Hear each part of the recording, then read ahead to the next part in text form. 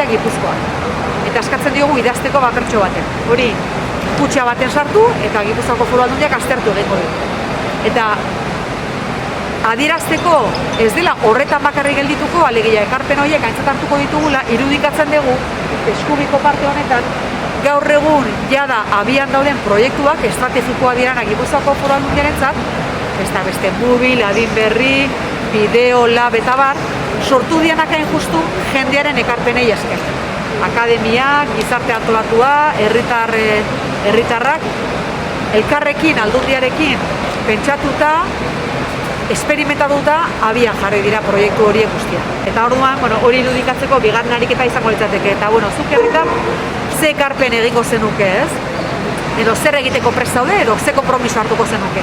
Hori idatzita, etxera eraman, azin txiki bat dago horritxo batek, etxera eraman, guzti, lurrean sartu eta fruitua, ematen du lora bat arteatzen da.